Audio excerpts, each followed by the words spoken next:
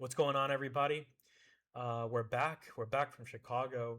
Uh, we just uh, we just attended the Dead Man All Stars event, and what I can say was that it was, from my perspective, what it looked like. It was an absolute success. I sat close to the front. I was on the I had the Rune tier tickets, and I would look back and I would see how packed the stage was, and it was really uh, an incredible day. I'm sure Jagex was happy with how it turned out. The American crowd showed up, and it was great. I met a ton of the J mods. I met Mod North. I met a lot of the content creators, and it was great. Talking to Mod North, I asked hey, like based off of the success of this event, would you guys do a Roomfest here in the United States? And he says, yeah, we're thinking about it. We want to try to do it. That's going to be the next thing. So that would be really cool. If they host one here, I would definitely get wherever they host it. I'll like rent out an Airbnb and go with some buddies and attend Runefest, and we'll see how that goes because that's arguably that is their biggest event. It's bigger than Dead Man All Stars, and I'm sure if just from the videos it looked absolutely insane. It popped up on local news and everything. So I'm really happy with how it turned out. But yeah, so last video I mentioned that I wanted to talk about the Raids 4 rewards, the Fractured Archive. I had a little bit of time to think about these rewards, and I didn't want to just make a video on it the same day that it released. I'm not sure in the future if I'll do the same day or I'll wait a couple days just to kind of flesh out my thoughts on it. Uh, but yeah, today we're just gonna talk about these rewards. I'm sure most people have already seen this stuff already. I'm sure everybody watching this is already pretty familiar with it. But I just want to talk about it a little bit and kind of give you my input now that I've been able to think about it for a bit. So the first two is going to be the untradeable rewards. The Fractured Archive teleport, super basic. This is probably just going to end up being ended up added to the game. There's a ton of bosses that have this. It's just a teleport. You do the raids a couple times, and you get the teleport, and you can just teleport to the raid. That's really all there is to it. You'll probably get it within your first couple of raids. It should be like pretty common. The next one is the elemental fragments. So my thoughts on this is, it's a cool concept. However, they're gonna need to, in my opinion, rework magic and do something with the shadow because the shadows are a little bit too strong where it stands right now. And to try to change stuff around with magic, it's gonna kind of mess around a little bit the meta. It'd just be kind of weird having elemental spells be stronger than the shadow in certain places. Um, the shadow doesn't have to be best in slot in most places, but it's just like right now, almost anything that's weak to magic is just gonna get absolutely shredded by the shadow. So even if it's weak to elemental stuff, it's still gonna be weak to the shadow. So you might as well just bring the shadow. Um, and it doesn't really help that it is the cheapest mega rare, so you can get your hands on it pretty quickly. Um, I'm probably we'll probably end up seeing a blog post about the rebalancing of Magic pretty soon if they want to bring this into the game and make it stay relevant. At least, especially from the get go, because right now, where it stands is kind of it's kind of tough to justify. But maybe it's good for Iron Man. I'm not sure, but uh, I'm a main player. But as it stands right now, I would just bring a shadow over elemental stuff, even with this buff. I think.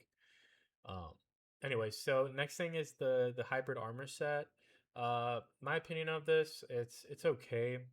Uh, I think it's where it stands right now. You kind of have to manage your expectations of what this gear is going to be. This would fit perfectly if it was where just this year is at right now in that price range, 10 10 mil per item, right? And it's like a 30 mil, 40, 50 mil armor set. I think that's where this would fit. Now, is that what you want to get from a raid? I don't think it's a good raid reward. Um, it fits in there, but it's not what you want to see. Um, unless it's like cracked, right? Unless it's like really good armor, and then it's like expensive gear, and you'd make money from it. But then if it's got to be good, and if it's good, it's you might as well just use this all over the place, right? Like it's just it doesn't really fit into the game that well where it stands right now. It's just going to be either too strong, or you got to just let it kind of sit in a very niche area of the game and be okay with it sitting at the 30, 40, 50 mil ballpark range for year. Uh, yeah, because right now, as it stands with these stats, it's literally the best in slot at TOA, so you don't really need to use Torba anymore.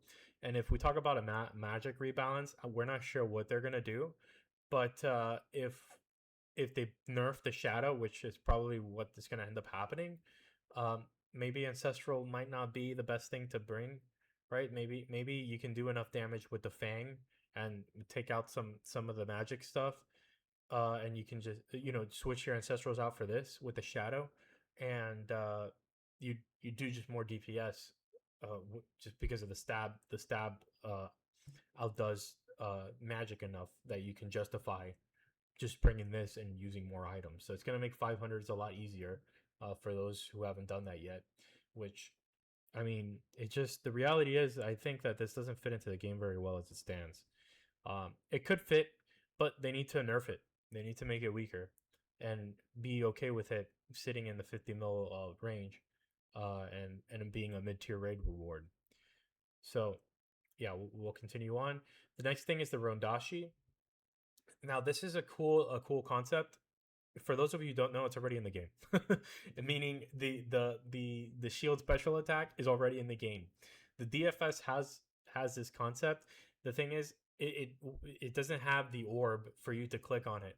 If you When you buy a DFS on the Grand Exchange, it comes uncharged. The way you charge it is you go to a dragon and you absorb the dragon's breath, and then you can actually, if you go to your equipment tab, you can deflect it and use it on whatever you're fighting. I don't know how good it is actually because I don't use it enough. But it would be cool if they got the DFS and they buffed that a little bit, and make it so that you have to, like, if you're fighting, if you're doing PvP and somebody decides to use that they can actually hit you pretty hard with it, unless you bring like some kind of anti-fire stuff, or even use it in PVM. Um, but it's cool that they're exploring this. As for this item itself, it seems like it'll be pretty useful. I'm not sure where though. On paper it looks good. It has 2 flat armor, so that's good. And then the shield bash, it might actually in certain instances increase your DPS. I could see it be good at PvP. Um, you can squeeze in a hit in between a Fang hit, right? So you Fang hit, wait 2 ticks, shield bash, another 2 ticks, you'll get another Fang hit in. um, or I don't know, whatever PvP use cases you can find for. But um, it could also, I'm not sure where it would be good at for the shield bash yet. Maybe for that new PvP update that they were talking about introducing to the game. So it's a cool item. It's a cool concept. I'm glad that they're going to be introducing the special attack with it. My concern with it is that it might just end up being dead content after some time, because what they should do is try to kind of maybe like make some kind of boss that rewards you for using the shield bash at the correct time. So like if you were to like maybe rework the Coliseum final boss to kind of, it has like a mechanic where it grabs something, that could be like somewhere you could fit it in. Maybe people might not like that, but if you just create content that is like balanced around, using the shield bash at like the correct time, like kind of like a parry, and it'll reward you with extra damage or something, that would be really cool. So maybe they can explore stuff like that and keep the item relevant. They can also the DFS would be the other shield that would have a special attack. So maybe they can explore rebalancing that, maybe making it a little bit stronger on the special attack. Again, I'm not really sure how well the special attack does because I've only used it probably like 3 times, and that special attack's been in the game for so long. But anyways, I don't want to get too much into the stats because I'm sure you guys already listened to a ton of videos of people talking about it. So dual crossbows. This is a cool concept. It kind of fits the blowpipe niche, which is fine. The blowpipe's been around for such a long time, and it's only sitting at like 10 mil. So it's kind of one of those things that if it goes down a couple more mil, and they don't completely make it irrelevant, which it's kind of hard to do because it's an easier weapon to get compared to this. If they make this difficult to get, then the blowpipe will stay relevant, and this would be stronger. And then also it will put pressure on the diamond bolt tips and the onyx bolt tips. I'm not sure what you need for the first one, but it'll put pressure on it and keep those prices up. So that would be cool. I think this fits into the game pretty well. Um, yeah, it fits into the game well. The only thing I didn't like about it at first, I didn't like it at first just because it looks like the Ascension crossbows from RS3, and it's like I don't know. I'm not the biggest fan of RS3. It's okay, but I'm like they're gonna run out of ideas to get from RS3, so it's eventually we want to see some new stuff. Yeah. So dual wield crossbow, that's cool. I'm sure it'll fit the meta in a lot of different places, and it'll do a lot of damage. So we'll see how that goes. Um, and then the crush mega rare. So this is uh this is a cool item. It's what I like about it is that you had the option to use a 5 tick thrust attack and then a 3 tick smash. So I'm kind of wondering if the thrust attack uses like the stab bonus of the breaker, which it probably does. I'm not sure. And then you have the smash 3 tick, which uses the crush bonus. Um, it what I will say, it's different from all the different from the mega rares, and all the other mega rares are 6 tick attack cycles. This one's 5 and 3. So if the 5 tick is like using a fang, uh, right? So if you think about TOA, like how you try to fit in the fang hits at the right times so you don't miss on DPS, that's what it's gonna be like using the thrust. Obviously you can attack more uh, enemies at the same time, but it'll feel kind of like that. Um, and yeah, so it'll my point is that it's going to take a little bit more skill to use, and then when you use a 3 tick smash, that is what's cool. So I think people are not really talking about the skill required to use this item effectively, right? Because 3 ticks is pretty quick. It's to use that right is going to take a bit of practice. It's not going to be the easiest mega rare to use. The T-bow is pretty easy to get your hits in at the correct time because you have such a gap in between hits. Um, the shadow and the scythe, right? It's kind of hard to miss DPS on those unless you're messing up. But with this one, it's gonna be hard. Um, so yeah, overall, the way that it rolls damage is pretty interesting as well. It rolls it 7 times and it picks up the highest damage, which is pretty insane. So that sounds pretty strong. It's a pretty strong weapon. Um, yeah. Overall, my thoughts on the gear. I'm not gonna lie, it's a little bit mid, and I'll tell you why. The mega rare is good, right? That's gonna stay relevant. This will probably stay relevant, so this is good, right? The crossbows, the Rendashi, I'm not sure. If they don't introduce any mechanics that reward you for using the shield bash, um, it might just not be the best reward to get. And then if we go to this is not great. They're gonna have to rebalance this as it is, and it fits in the game, but not the best raid reward.